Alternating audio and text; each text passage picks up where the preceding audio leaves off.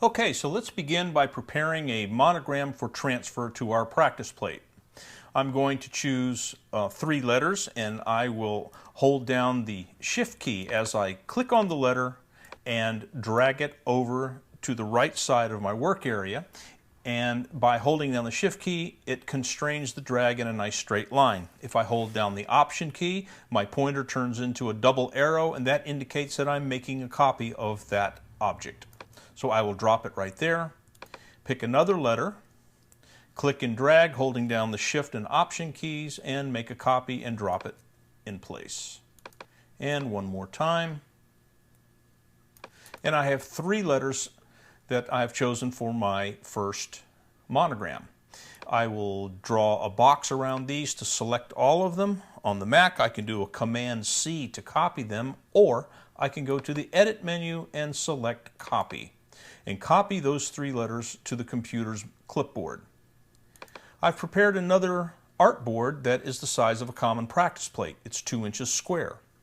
I can go to the Edit menu and click Paste, and paste those letters into place. Or I can do a Command-V on the Mac to paste them instantly into place. If I hover my mouse arrow around the corner of the selection box, you can see this allows me to rotate these letters. And if I hold the Shift key down, the rotation will snap into place. So I'm going to hold it to the first snap, which is a 45-degree angle, and let it go. That looks pretty good, except I'd like the letters to be just a little bit larger. So I will click the corner of my selection box and click and drag. And you can see by clicking and dragging, I can elongate those letters, or I can compress them. And I don't want to do either one at this particular time. So I'm going to hold down the Shift key. When I hold down the Shift key, that constrains the clicking and dragging and maintains that same proportion. And if I include the Option key, if I hold down the Shift and Option key together, it enlarges those letters from the center.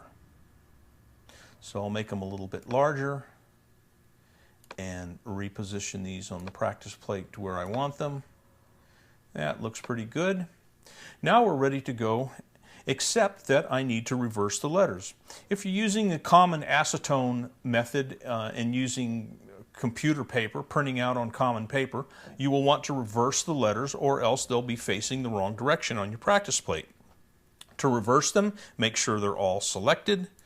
Click the O key and the Shift key, and then click and drag while holding the Shift key down, and you can see it reverses the letters very, very nicely.